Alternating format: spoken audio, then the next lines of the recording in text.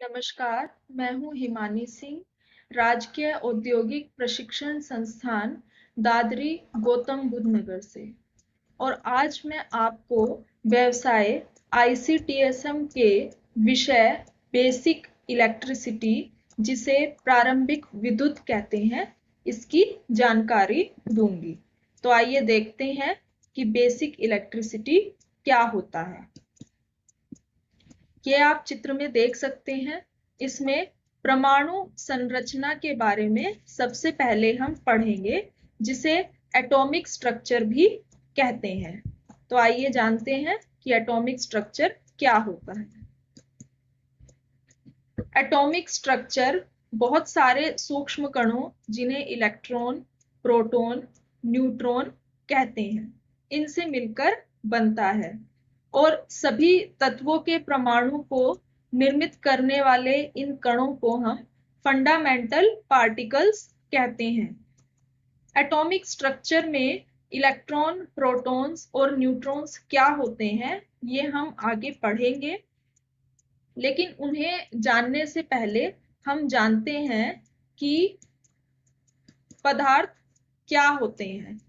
तो नेचर में आपके आसपास जितनी भी चीजें होती हैं, जिन्हें आप देख सकते हैं सॉलिड, लिक्विड और गैसियस फॉर्म में, यानी कि ठोस, द्रव या गैस अवस्था में जितनी भी चीजें आप अपने आसपास देख सकते हैं, उन्हें मैटर कहते हैं। एग्जाम्पल के लिए हम देखें तो आपके पास रखा हुआ आपका लैपटॉप, आपका रजिस्टर, ग्लास ऑफ वाटर, तो ये सब इसके एग्जाम्पल्स हैं। तो आइए आगे पढ़ते हैं। अणु यानी मोलिक्यूल। तो मोलिक्यूल किसे कहते हैं? मोलिक्यूल पदार्थ का, यानी कि मैटर का वह छोटे से छोटा कण है, जिसमें पदार्थ के सभी भौतिक यानी फिजिकल गुण हैं, रासायनिक गुण भी हैं, और जो स्वतंत्र अवस्था में यानी कि फ्री स्टेट में रह सकता है।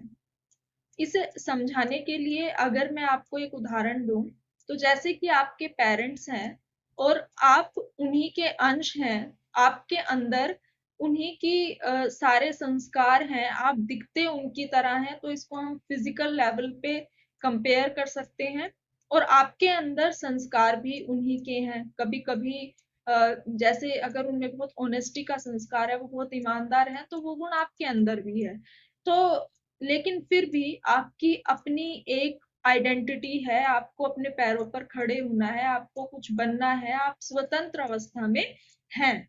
तो इस उदाहरण से आपको हमेशा याद रहेगा कि मॉलिक्यूल किसे कहते हैं। इसी तरह मॉलिक्यूल भी पदार्थ का छोटे से छोटा कण है, जिसमें पदार्थ के सभी भौतिक और रासायनिक गुण विद्यमान है, और जो स्वतंत्र अवस्था में रह सकता है। तो अब मॉलिक्यूल के बाद आइए जानते हैं कि एटम किसे कहते हैं। एटम भी पदार्थ का छोटे से छोटा कण है, जो रासायनिक क्रिया में भाग ले सकता है, लेकिन फ्री नहीं रह सकता, स्वतंत्र अवस्था में नहीं रह सकता। तो देखा आपने कि मॉलिक्यूल में और परमाणु में क्या अंतर है।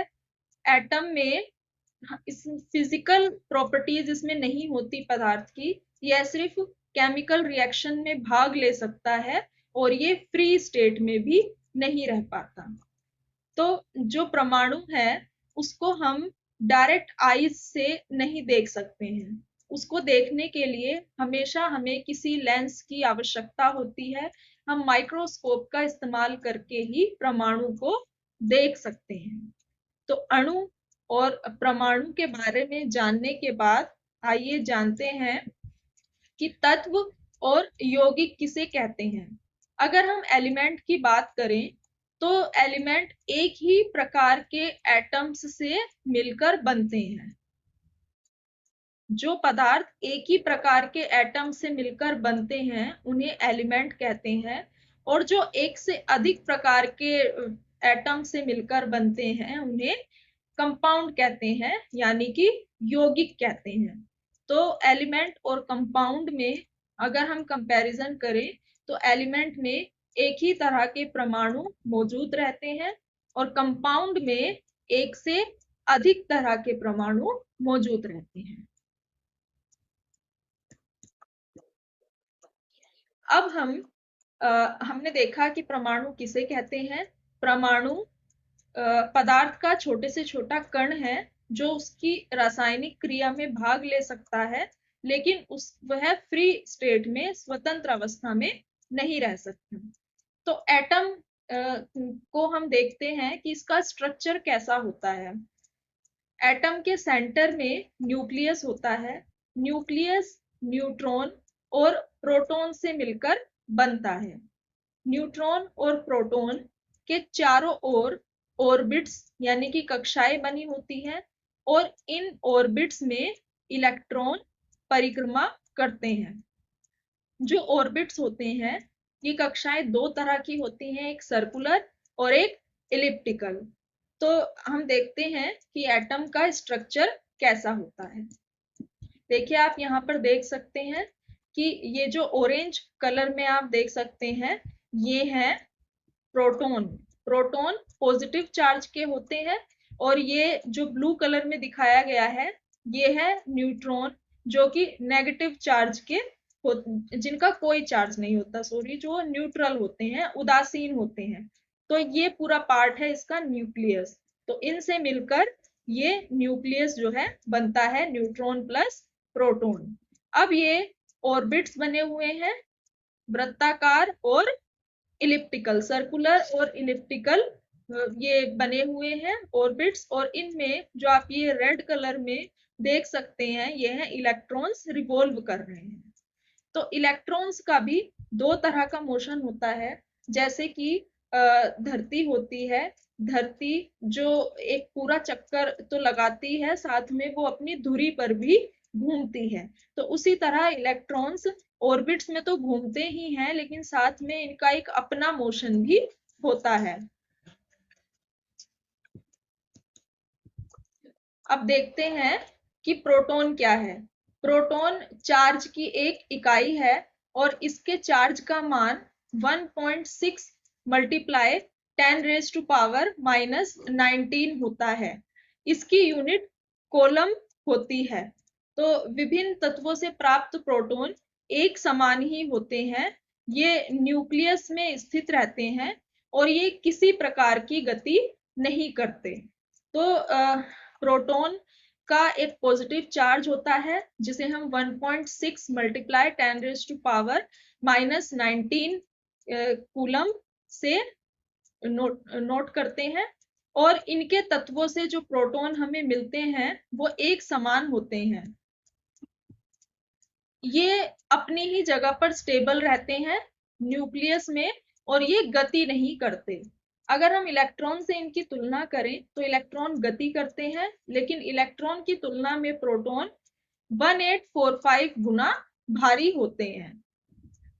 तो आइए जानते हैं कि न्यूट्रॉन्स क्या होते हैं।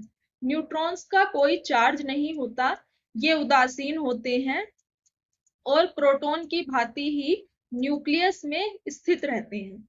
ये किसी प्रकार की गति नहीं करते और एक न्यूट्रॉन का भार एक प्रोटॉन के भार के लगभग बराबर होता है। जितने भी तत्वों से हमें न्यूट्रॉन प्राप्त होते हैं वो सब एक समान होते हैं। तो प्रोटॉन की तरह ही ये कोई गति नहीं करते। अब बात करते हैं इलेक्ट्रॉन्स की। तो इलेक्ट्रॉन्स भी नेगेटिव चार्ज की इकाई है और इसके चार्ज का मान 1.6 इंटू 10⁻⁻19 कूलम होता है, लेकिन विपरीत प्रकार का, यानी कि प्रोटॉन पॉजिटिवली चार्ज था, इलेक्ट्रॉन नेगेटिवली चार्ज है। तो यानी प्रोटॉन के चार्ज के बराबर ही है, लेकिन विपरीत प्रकार का।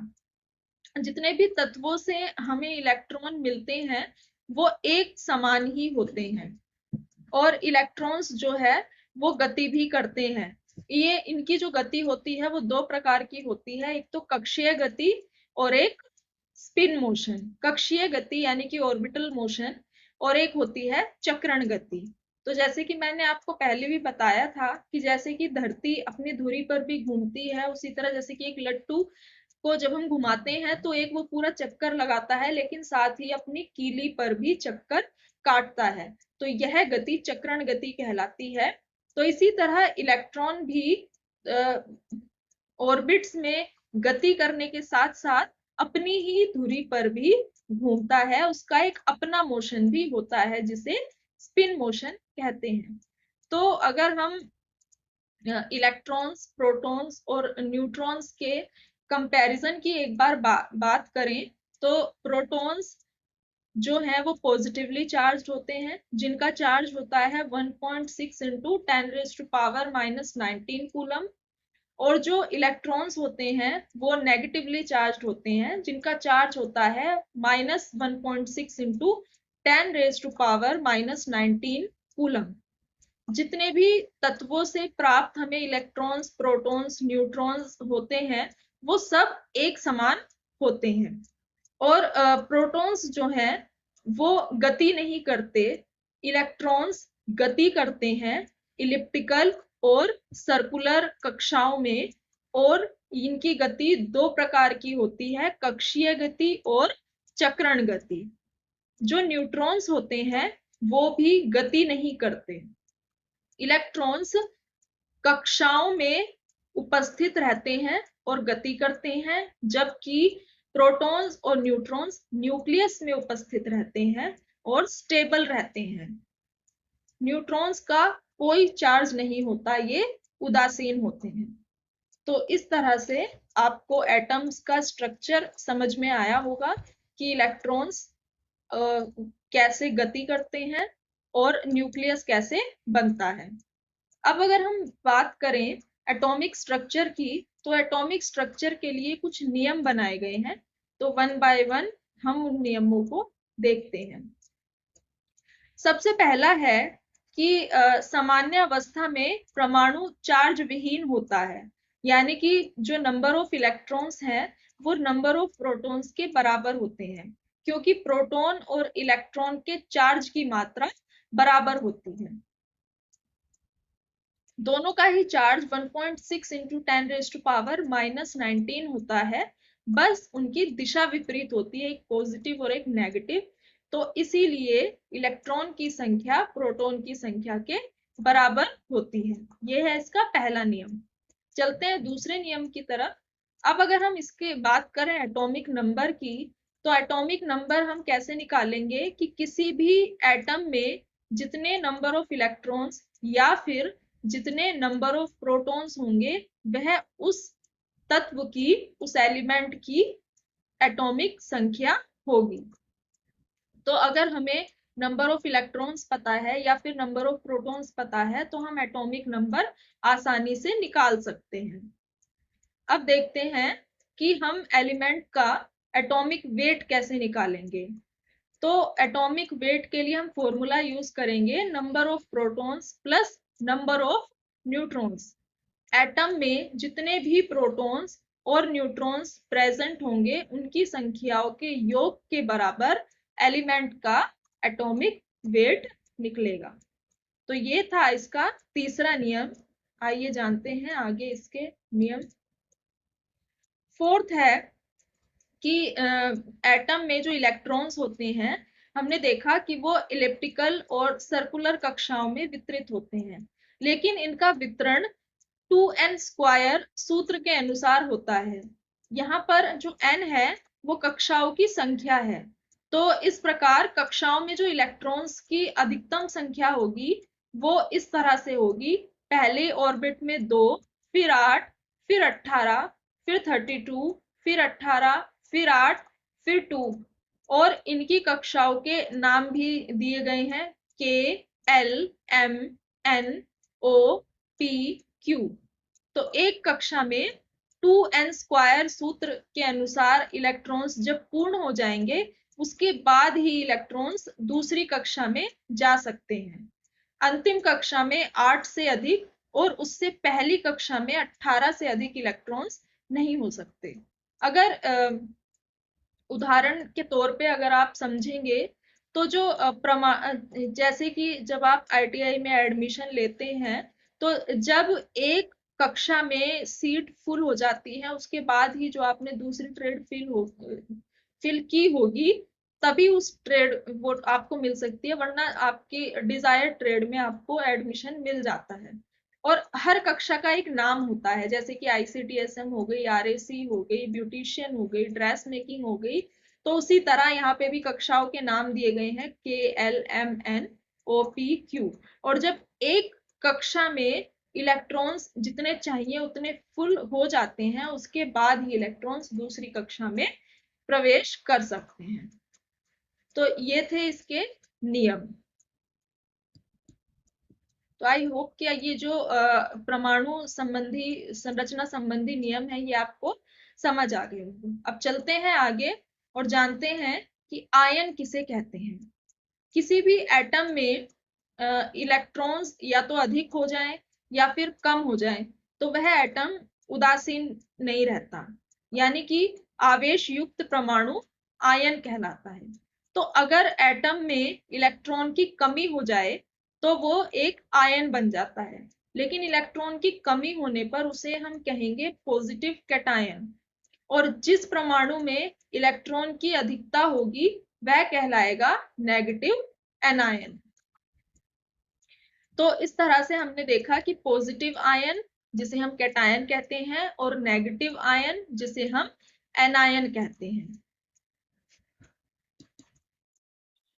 तो ये जो परमाणु में परमाणुओं का जो ये आयंस में परिवर्तित हो जाना ही आयनीकरण कहलाता है, कि जो कैटायन और एनायन में इलेक्ट्रॉन्स की अधिकता और कम होने से जो ये परमाणु आयंस फॉर्म कर रहे हैं, इसको हम आयनीकरण या फिर आयोनाइजेशन कहते हैं। ये देखिए, इस चित्र से आप आयनाइजेशन को समझ सकते हैं। सबसे पहले एक बार और हम एटॉमिक संरचना का समझ लेते हैं चित्र से। ये है प्रोटॉन पॉजिटिवली चार्ज, न्यूट्रॉन जिसका कोई चार्ज नहीं, ये फॉर्म कर रहे हैं न्यूक्लियस। फिर के एल एम ये कक्षाओं के नाम हैं जिनमें की नेगेटिवली चार्ज इलेक्ट्रॉन्स रिवॉल्व कर रहे हैं। इनकी गति दो तरह से है, ऑर्बिटल मोशन और स्पिन मोशन, चक्रण गति और एक इनकी कक्षीय गति। तो ये आप समझ सकते हैं। और इसमें आयंस कैसे फॉर्म हो रही हैं, आयोनाइजेशन रेडिएशन इनसे निकल रही है, इलेक्ट्रॉन्स कम हो रहे हैं या बढ़ रहे हैं। तो यहाँ पे देखिए ये रेडिएशन की फॉर्म में आयोनाइजेशन का प्रोसेस दिखाया हुआ है। तो आई होप कि आपको आयोनाइजेशन समझ में आ गया होगा। तो अभी तक हमने एटॉमिक स्ट्रक्चर पढ़ा, इलेक्ट्रॉन्स के बारे में पढ़ा कि इलेक्ट्रॉन्स कैसे गति करते हैं और कितने प्रकार की इनकी गति होती है। तो अब इलेक्ट्रॉन्स के बारे में आगे पढ़ते हुए हम जानते हैं कि इलेक्ट्रिक करंट यानी कि विद्युत धारा किसे कहते हैं। तो जब इलेक्ट्रॉन्स गति करते हैं तभी करंट फ्लो होता है। तो किसी भी चालक में से इलेक्ट्रॉन या चार्जेस का प्रवाह उसका विद्युत करंट कहलाता है। करंट का प्रवाह हमेशा हाई पोटेंशियल वाली वस्तु से निम्न पोटेंशियल वाली वस्तु की ओर, यानी कि पॉजिटिव से नेगेटिव की ओर ही माना जाता है। तो इलेक्ट्रॉन्स ही हैं जो परमाणु से दूसरे परमाणु तक या फिर कंडक्टर में एक बिंदु से दूसरे बिंदु तक गति करते हैं। तो इसीलिए इलेक्ट्रॉन्स का प्रवाह ही करंट कहलाता है। करंट को हमेशा हम I से, और I इसका सिंबल है करंट का और इसकी यूनिट है एम्पेयर। तो इलेक्ट्रॉन्स का फ्लो ही करंट को पैदा करता है, और जितने ज्यादा इलेक्ट्रॉन्स फ्लो होंगे उतना ज्यादा करंट फ्लो होगा। अब जो इलेक्ट्रिक करंट होते हैं वो दो प्रकार के होते हैं। सबसे पहला है डायरेक्ट करंट। इस करंट का मान और दिशा नियत रहते हैं, यानी कि कांस्टेंट रहते हैं, ये चेंज नहीं होते। जैसे कि बैटरी से, जनरेटर से, इनसे जो हमें करंट प्राप्त होती है उसे हम डायरेक्ट करंट या डीसी करंट कहते हैं। जबकि अल्टरनेटिंग करंट में करंट का मान और दिशा एक निश्चित दर के अनुसार परिवर्तित रहते हैं, उसे अल्टरनेटिंग करंट या फिर एसी कहते हैं। अल्टरनेटर, ऑसिलेटर, इनसे जो हमें करंट प्राप्त होती है वो उसे अल्टरनेटिंग करंट का उदाहरण है। Pulsating, oscillatory, interrupted current AC current की ही किस्में हैं। तो इस तरह से हम इसमें देख सकते हैं कि डायरेक्ट करंट में करंट का मान और दिशा कांस्टेंट रहते हैं, जबकि अल्टरनेट करंट में करंट की मान और दिशा बदलते हैं, परिवर्तित होते हैं। तो ये दो प्रकार थे करंट के जो कि हमने देखे। अब हम देखते हैं कि डीसी के क्या लाभ हैं। डीसी सभी इलेक्ट्रॉनिक डिवाइसेस में डीसी करंट ही यूज होता है। इलेक्ट्रोप्लेटिंग और आर्क वेल्डिंग में ही डीसी करंट का प्रयोग किया जाता है। इन प्रोसेस के लिए डीसी करंट ही बेस्ट है। अब देखते हैं कि एसी के क्या लाभ हैं। एसी को हम किलोवोल्ट स्तर तक इस्तेमाल कर सकते हैं और इसमें शक्ति व्यय भी कम होता है और ये हाई वोल्टेज से निम्न वोल्टेज में परिवर्तित किया जा सकता है। इसको एक स्थान से दूसरे स्थान तक सुगमता से वितरित किया जा सकता है और इसका आर्थिक लाभ भी होता है। तो डीसी की अपेक्षा ये थे एसी के लाभ कि डीसी की अपेक्षा एसी का शक्ति व्यय भी कम होता है। तो विकास उत्पादन के लिए भी और आर्थिक लाभ के लिए भी AC is best then DC. अब हम देखते हैं कि चालक क्या होते हैं। चालक में फ्री इलेक्ट्रॉन्स की संख्या अधिक होती है और फ्री इलेक्ट्रॉन्स की संख्या अधिक होने से जिन पदार्थों में से विद्युत करंट सरलता से प्रवाहित हो सकता है, और विद्युत करंट सरलता से प्रवाहित तभी हो सकता है जब उसमें फ्री इलेक्ट्रॉन्स का प्रवाह आसानी से हो रहा हो। अब क्योंकि चालक में फ्री इलेक्ट्रॉन्स की संख्या अधिक होती है तो वह पदार्थ उतना ही अच्छा चालक होता है। तो धातुएं विद्युत की बहुत अच्छी चालक हैं और इनके जो परमाणुओं में वैलेंस इलेक्ट्रॉन्स हैं वो या तो एक होते हैं या फिर दो इलेक्ट्रॉन्स की कमी होती है। तो एक या दो इसके वैलेंस इलेक्ट्रॉन चालक में प्रेजेंट रहते हैं। ये देखिए, आप इसके उदाहरण देख सकते हैं, कॉपर, लोहा, सोना, इसके ये उदाहरण हैं। अब देखते हैं कि चालक के क्या क्या गुण प्रेजेंट होने चाहिए। इसकी स्पेसिफिक रेजिस्टेंस इसका कम होना चाहिए।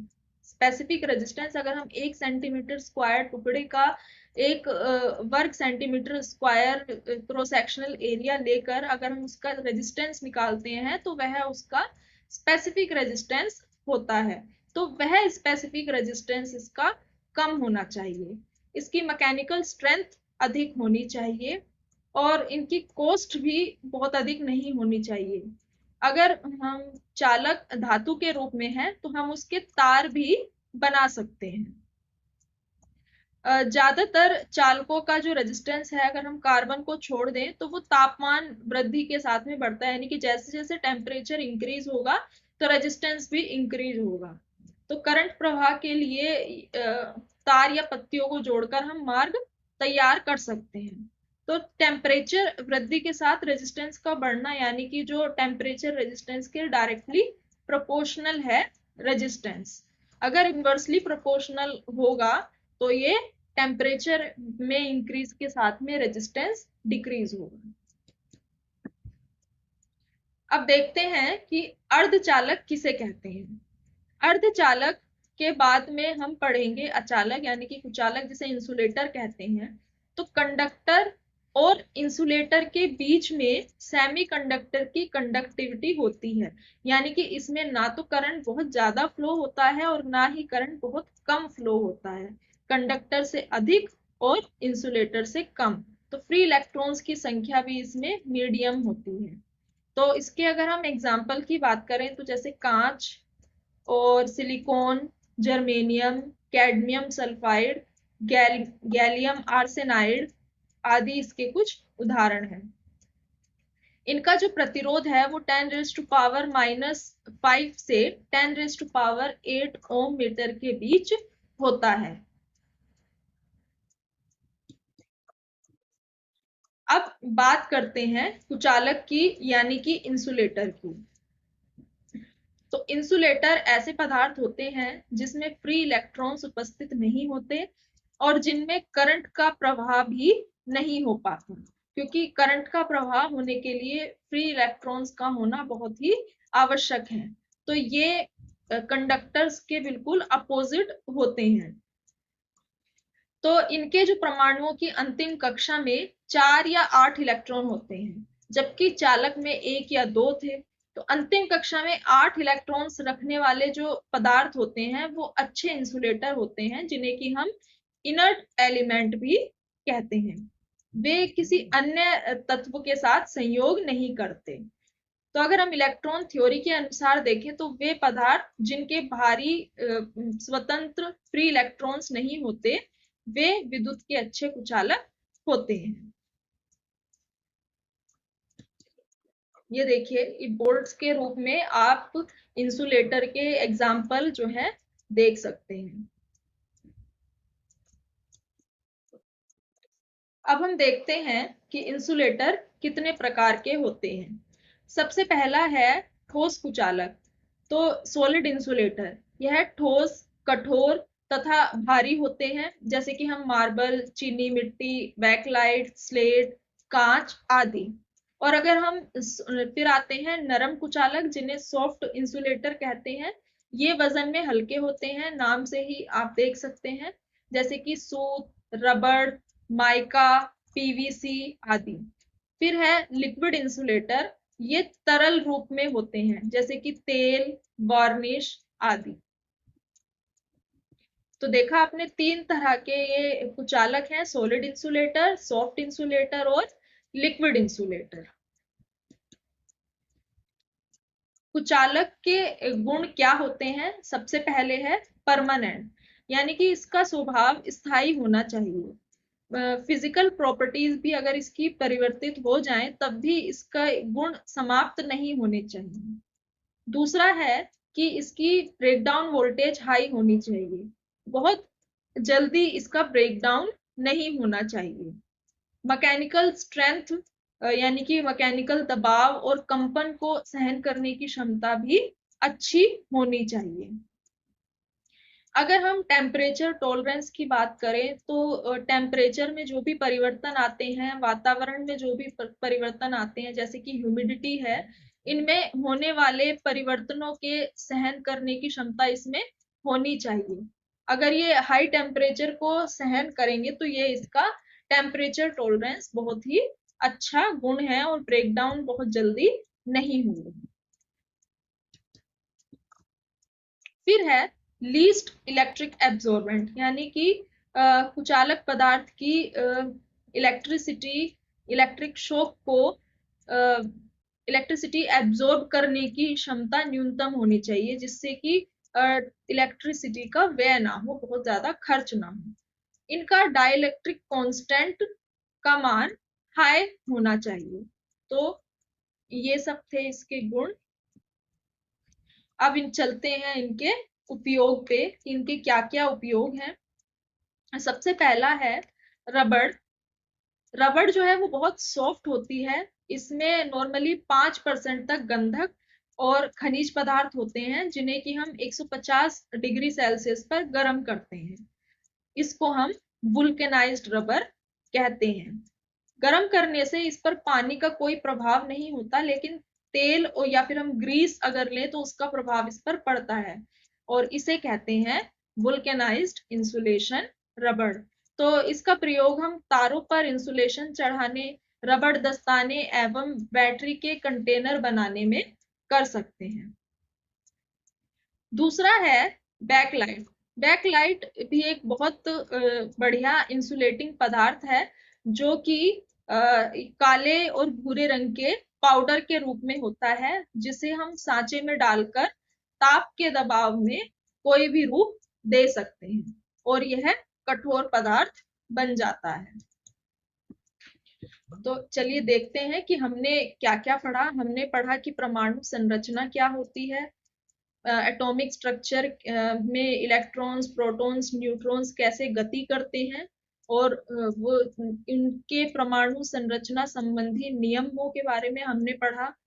फिर हमने पढ़ा कि आयंस कैसे फॉर्म होती हैं और आयनीकरण किसे कहते हैं। हमने चालक, अर्धचालक और कुचालक को भी जाना। हमने विद्युत करंट के बारे में जाना। हमने इन सब चालक, अर्धचालक और कुचालक के गुणों के बारे में जाना और साथ में इनके उदाहरण भी देखे। तो ये सब आज हमने पढ़ा। तो आशा है कि आपको आज का यह टॉपिक समझ में आया होगा और फ्यूचर में आपके लिए काफी लाभदायक भी होगा। तो यहीं पे मैं अपना ये सेशन समाप्त करूंगी। धन्यवाद।